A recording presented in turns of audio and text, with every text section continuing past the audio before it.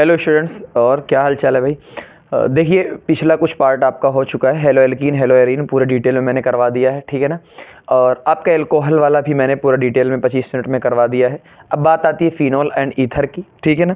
अब एक चीज़ आपको ध्यान देना है ना कि बहुत सारी चीज़ें रिपीट होंगी, इसलिए मैं सबसे पहले आप लोगों से यही कहूँगा, जो भी वक्त बचा है सबसे पहले सबसे अच्छे तरीके से हेलो एल्केन हेलो एरीन को आप लोग कर लीजिए, उसको एकदम मास्टर बन जाइए उसमें। क्योंकि अगर वो चीज़ आपकी हो जाएगी तो आगे वाले चैप्टर आसानी के साथ हो जाएंगे, बहुत सारी चीज़ें आपको देखने को मिलेगी। चलिए हम लोग आगे बढ़ते हैं। सबसे पहली चीज़ मैंने क्या बताई थी, फिनोल। पिछली बार बताया था अगर बेंजीन से डायरेक्ट OH अटैच है तो वो क्या कहलाएगा, फिनोल कहलाएगा। लेकिन अगर बेंजीन से डायरेक्ट अटैच नहीं है, ये देखो बेंजीन से डायरेक्ट पहले कार्बन अटैच है, उस कार्बन से OH है, तो ये आपका फिनोल नहीं होगा, ये आपका एल्कोहल होगा। फिर अगर ये फिनोल है, उसके आर्थो पर एक और OH आ गया, इसे कहते हैं कैटेकोल। एक और मेटा पे आया तो रेजोरकिनोल, और अगर पैरा पे आएगा तो क्यूनोल हो जाएगा। तो ये आपको डायरेक्ट याद रखना है। उसके बाद PYQ में आया हुआ सबसे इंपॉर्टेंट चीज़ है कि जो फिनोल होता है उसको जब आप न्यूट्रल FeCl3 से रिएक्ट कराओगे वायलेट कलर आता है, इतना आपको याद रखना है। और जो एल्कोहल होगा, कोई भी मेथनॉल, एथेनॉल, प्रोपेनॉल, जो भी एल्कोहल होगा वो ये रिएक्शन नहीं देगा। तो आपको याद रखना है, ये आपको बहुत बार पूछा गया है, फिनोल को और एल्कोहल को डिस्टिंग्विश करो तो by the help of neutral FeCl3। उसके बाद आता है फिनोल को और क्या कहते हैं, कार्बोलिक एसिड भी कहते हैं, बेंजीनॉल भी कहते हैं, हाइड्रोक्सी बेंजीन कहते हैं। क्यों? बेंजीन के ऊपर OH लगा है और OH को हाइड्रोक्सी कहते हैं। फिर एक बार ये चीज़ और है, PYQ में आया हुआ, ये बेंजीन का जब मान लो ये हाइड्रोजन बेंजीन ने ये फिनोल ने दे दिया, क्या यहाँ पर O- अभी H+ चला जाएगा तो O- बनेगा, और O- अगर बना तो ये रेजोनेंस करेगा। रेजोनेंस खुद सोचो, मैंने बताया था अगर कोई भी रेजोनेंस करता है उसके अंदर पार्शियल डबल बॉन्ड का कैरेक्टर आता है। ये मान लो ये रेजोनेंस कर रहा है, इसका मतलब पार्शियल डबल बॉन्ड का कैरेक्टर आता है। तो ये देखो, ये पहले सिंगल बॉन्ड था, अब पार्शियल डबल बॉन्ड है। पार्शियल का मतलब क्या होता है, कभी सिंगल कभी डबल, कभी सिंगल कभी डबल। तो आप खुद सोचो, अगर ये सिंगल से पार्शियल डबल बॉन्ड हुआ है थोड़ा सा, तो उसकी बॉन्ड लेंथ क्या होगी, कमजोर यानी कम होगी। अच्छा, कैसे होगी? बॉन्ड लेंथ क्या होती है, सिंगल की ज्यादा होती है, फिर उसके बाद उससे कम डबल वाले की होती है, और ट्रिपल वाले की उतनी कम हो, बहुत ज्यादा कम होती है। ये मैं बॉन्ड लेंथ की बात कर रहा हूँ, बॉन्ड स्ट्रेंथ की नहीं। जब हम स्ट्रेंथ की बात करेंगे तब ये कहेंगे भाई इसकी वाली बहुत ज्यादा ताकत की है, लेकिन बॉन्ड लेंथ जो लेंथ होती है इसकी सबसे कम होती है। तो खुद सोचो, जो फिनोल होगा और जो मेथनॉल होगा, मेथनॉल के अंदर कार्बन और ऑक्सीजन में सिंगल बॉन्ड होगा, तो अगर कार्बन ऑक्सीजन में सिंगल बॉन्ड होगा तो वो ज्यादा होगा, क्योंकि इसमें क्या है, पार्शियल डबल बॉन्ड है। ये क्वेश्चन पूछा गया है।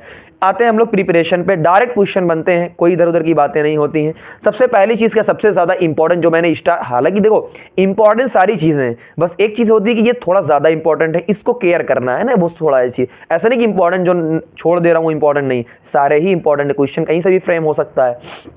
देखते हैं, ये आपका क्यूमीन है ना, क्यूमीन। अच्छा, क्यूमीन कैसे बना है, मैं लिखवा सकता था लेकिन मैं नहीं लिखवाऊंगा। क्यों? आप पुराना जाकर पढ़ो, 10 जगह पढ़ने से कोई फायदा नहीं। मेरी एक बात याद रखना, एक ही जगह पर पढ़ो, सही तरीके से पढ़ो, एनफ इज एनफ हो जाएगा।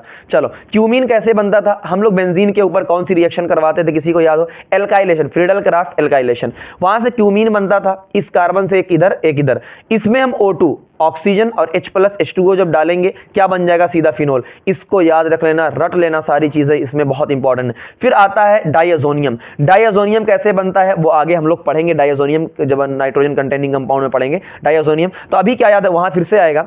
डायजोनियम में क्या होता है, N2 जो होता है बेस्टेस्ट लिविंग ग्रुप होता है, ये मैंने आपको बताया है। यहां से N2 चला जाएगा और वाटर से क्या आएगा, OH। भाई पानी अटैक करता है तो ऐड क्या होता है, OH। देख लो आसानी के साथ ये बन जाएगा।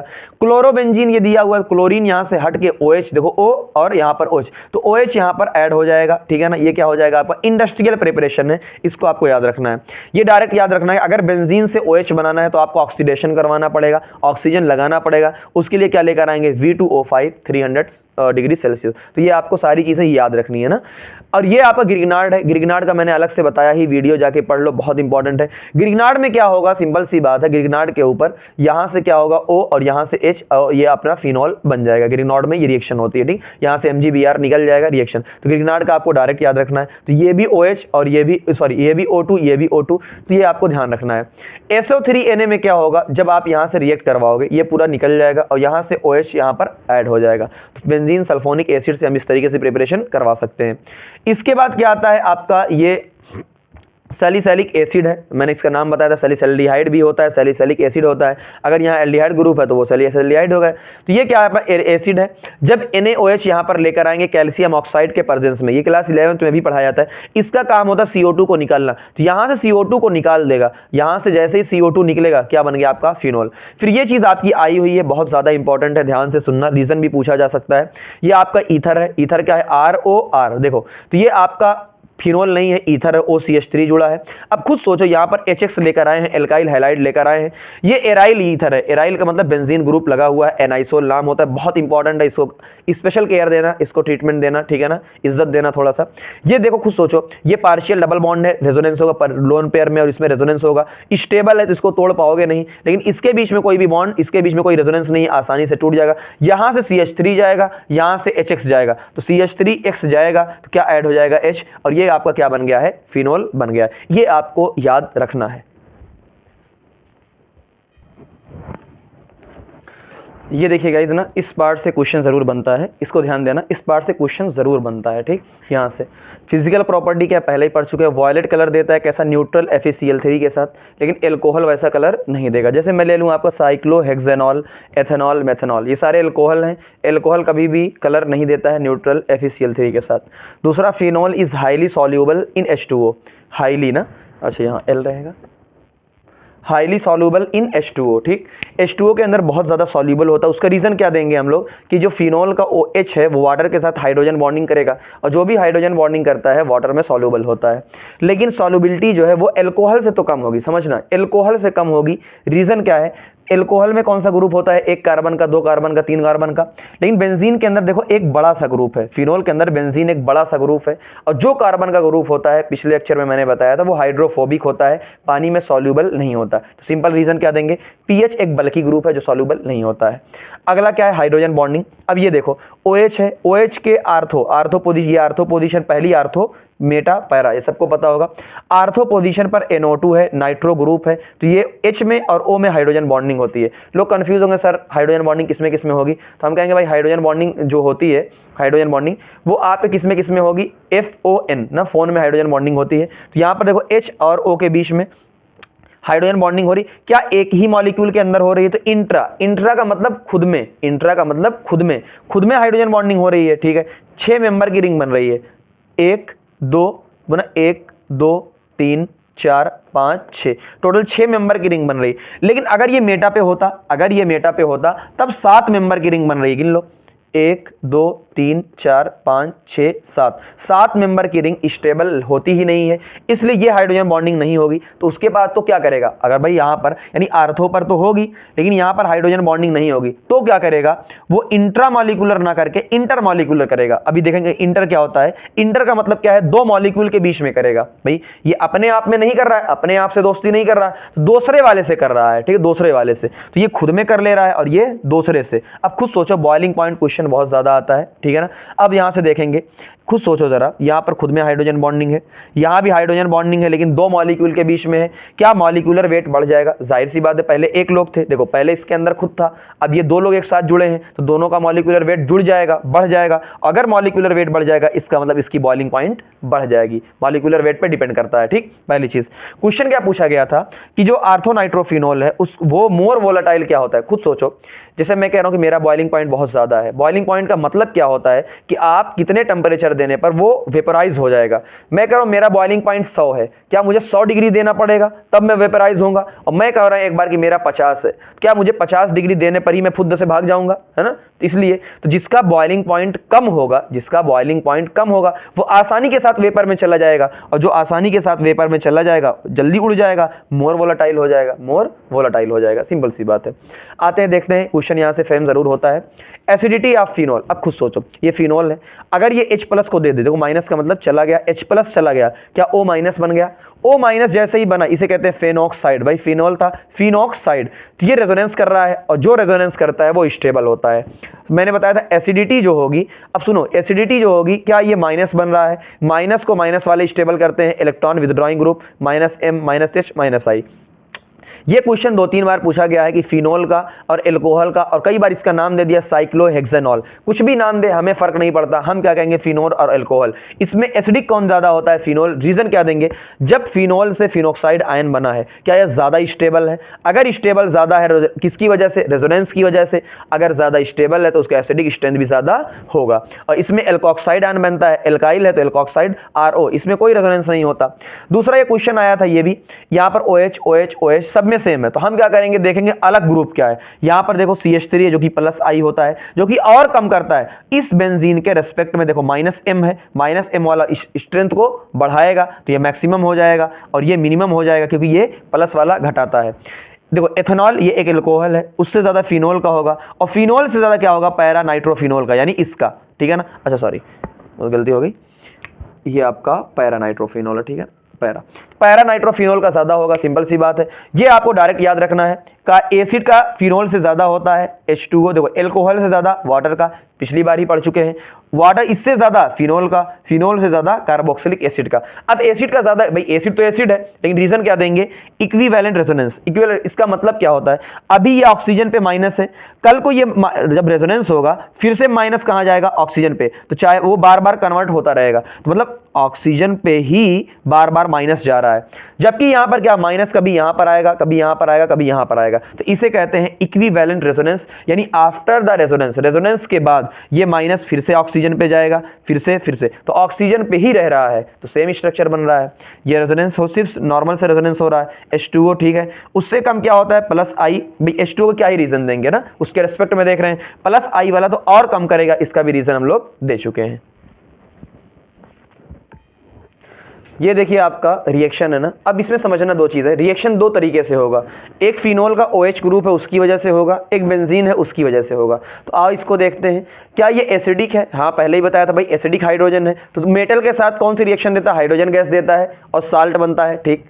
ये बेस है, ये एसिड है, तब भी रिएक्शन हो जाएगी। ये बेस है, ये तब भी रिएक्शन हो जाएगी। यहाँ पर देखो मेटल के साथ H2 गैस क्लास 10th से पढ़ते हुए आ रहे हैं। यहाँ पर बेस है तो acid plus base, salt plus water. यहाँ बेस तो NaH निकल जाए, OH तो NH3 गैस निकल जाएगी, NH2 + H, NH3 गैस निकल जाएगी। आपका कौन सा आयन बन जाएगा? ये देखो सोडियम फिनॉक्साइड है ना, O- Na+, ये आपका आयन बन जाएगा। सब में देखो Na है। अब सुनो एक चीज, अभी आगे पढ़ेंगे हम लोग। अगर यहां मैं डाल दूं CH3Br, ये क्वेश्चन 3-4 बार पूछा गया, बहुत इंपॉर्टेंट है। CH3Br, ये Na+, ये Br- निकल जाएगा, तो क्या बनेगा? O- CH3 ऐड हो जाएगा, OCH3 एनाइसोल का फॉर्मेशन हो जाएगा। खुद सोचो, CH3 पर प्लस आएगा, Br पर माइनस आएगा, तो प्लस और माइनस एक साथ जाएंगे, और ये प्लस और माइनस एक साथ जाएंगे। दूसरा, ये सबसे इंपॉर्टेंट जहां कन्फ्यूजन होती है, ग्रिग्नाट मैंने बताया था, दद्दा ऑफ ऑर्गेनिक केमिस्ट्री, इसे दादा कहते हैं। गलती सबसे ज्यादा यहां पर होती है, इसलिए मैंने लिखा रीजन। ये ग्रिग्नार्ड है, ग्रिग्नार्ड से जो क्या मिलता है? CH3- हमेशा क्या मिलता है? जो ये अगर ये R ग्रुप है तो R- मिलता है, यानी CH3 MgCl हटा दो, Mg पर प्लस, CH3 पर माइनस, CH3- मिला। यहां पर क्या है? +H दुनिया की सबसे fastest reaction acid base reaction, ठीक है ना। तो CH3- ये क्या हो गया अपना बेस, ये एसिड प्लस बेस, ठीक है ना। CH3- यहां से H, CH4 मेथेन बन गया। सबसे ज्यादा गलती इसी में होगी, देख लेना। स्टेरिफिकेशन कई बार हम लोग पढ़ चुके हैं। ये क्या होगा भाई? देख लो, ये आपका यहां से H जाएगा, यहां से Cl जाएगा, तो देख लो ये ऐड हो जाएगा, क्या बन जाएगा अपना पूरा। ये कई बार क्वेश्चन आया हुआ है, सेम वही तरीका। सिलिसिलिक एसिड मैंने बताया था, PYQ में कई बार आ चुका है।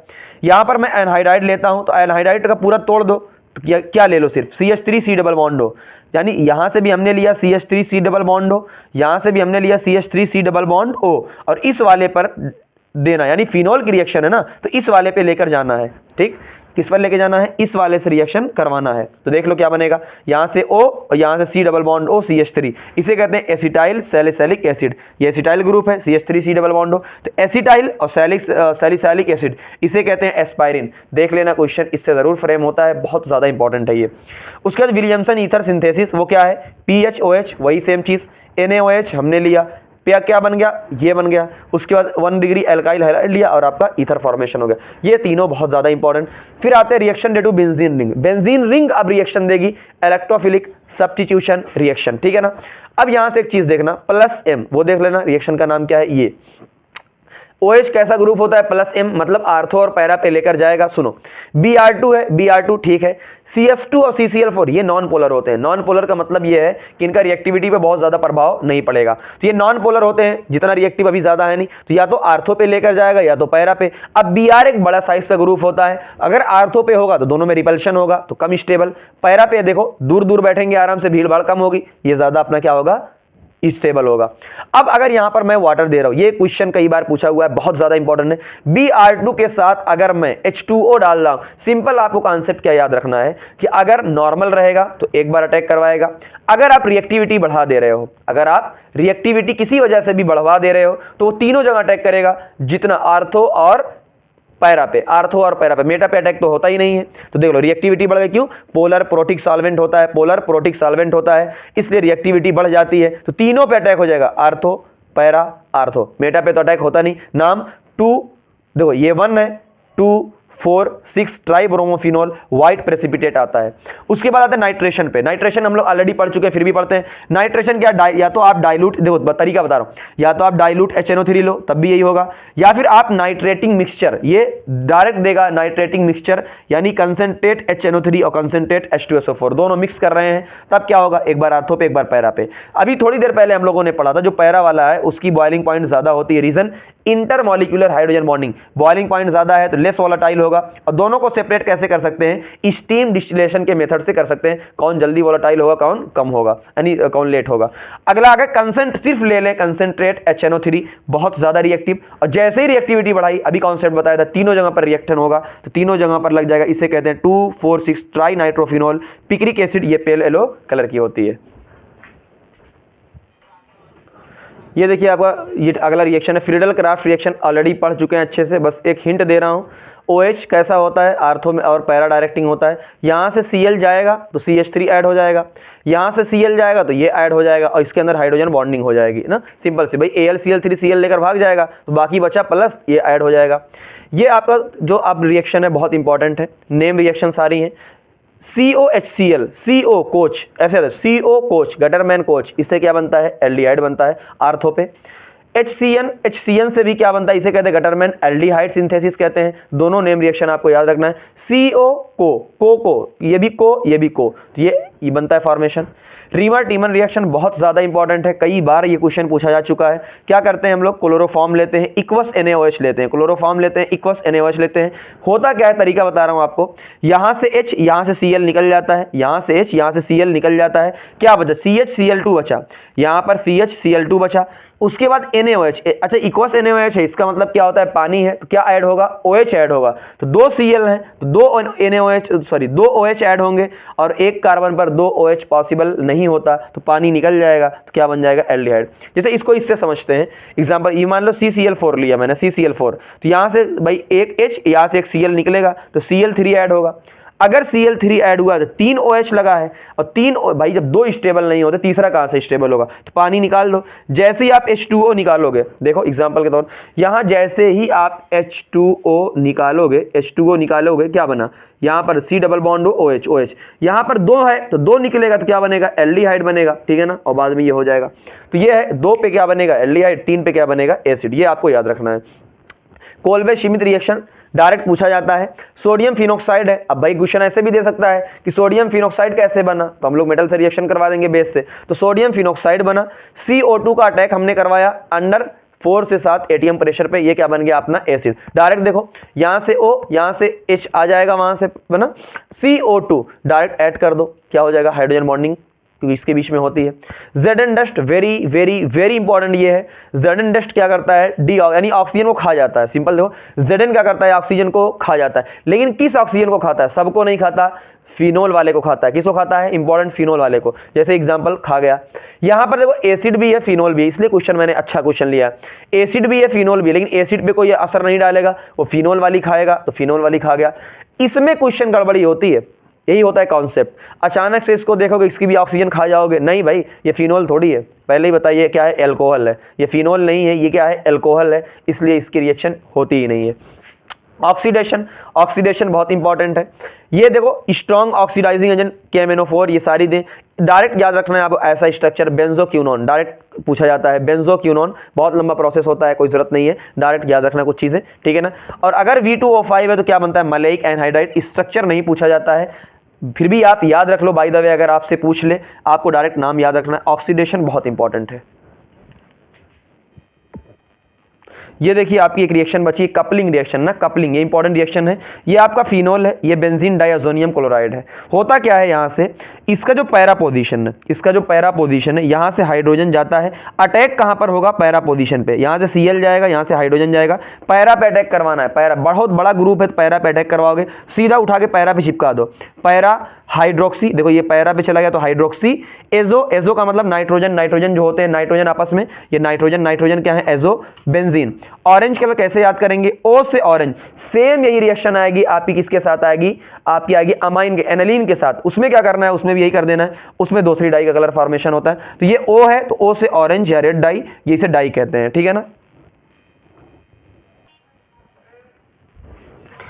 ये आपका मैंने ईथर लिया है। ईथर में बहुत ज़्यादा पढ़ना नहीं है, जितना काम का है उतना ही पढ़ना है, ठीक है ना। आइए देखते हैं।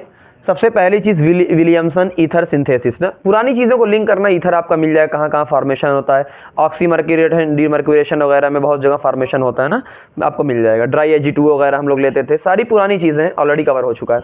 विलियमसन ईथर सिंथेसिस, यहाँ गलतियाँ होती हैं बताऊँगा। ये आपका एल्कोक्साइड आयन है RO-, और ये आपका है एल्काइल हैलाइड। ये क्या बनता है, ईथर, ऑलरेडी हम लोग बना चुके हैं, ठीक है ना। अब यहाँ क्या ध्यान रखना है, ये जो आयन है ना, ये कोई कुछ भी हो, ये कुछ भी हो, फर्क नहीं पड़ता, लेकिन जो आपका हैलाइड होना चाहिए, आपका जो हैलाइड होना चाहिए वो हमेशा 1 डिग्री होना चाहिए, यही सबसे मस्ट है। वो आपका कैसा होना चाहिए, 1 डिग्री होना चाहिए। तो क्या होगा, यहाँ से Na चला जाएगा, यहाँ से Br चला जाएगा, तो OCH3 ऐड हो जाएगा। अब यही क्वेश्चन गलती होती है, ये वाला क्वेश्चन सबसे ज़्यादा गलती होती है। यहाँ पर देखने में सिंपल लगता है, आपसे कहा गया देखो दोनों क्वेश्चन, यहाँ पर क्या है 3 डिग्री तो है, लेकिन क्या है वो, ये वाला है एल्कोक्साइड है, 1 डिग्री CH3Br है। यहाँ पर ये 1 डिग्री है, ये 3 डिग्री है, जबकि 3 डिग्री वाला ये 1 डिग्री होना चाहिए। RX जो होना है एल्काइल हैलाइड 1 डिग्री होना चाहिए, ये 3 डिग्री है। तो ईथर तो फॉर्मेशन नहीं होगा, लेकिन क्या फॉर्मेशन होगा, एल्कीन का फॉर्मेशन होगा यहाँ पर, ठीक है ना। ये क्योंकि स्ट्रॉन्ग बेस है, ये स्ट्रॉन्ग बेस होता है, ये आप Br को लेकर निकल लेगा, तो क्या बन जाएगा आपका, ये एल्कीन। यानी हम क्या याद रखेंगे, 1 डिग्री से क्या बनता है, सिर्फ 1 डिग्री से ईथर बनता है, बाकी कोई भी होगा उससे एल्कीन बनेगा। एल्कोहल ईथर, ये चीज़ आपको ध्यान देना है, एक बार और पढ़ा चुका हूँ। कंसंट्रेट H2SO4 लेंगे, 100 डिग्री पे ये ऐड होगा, 140 पे ईथर बनेगा, 170 पे एल्कीन बनेगा। ईथर वाला मैं आपका बना दे रहा हूँ, ये मैकेनिज्म पूछी गई है इसलिए मैं आपको दिखा रहा हूँ।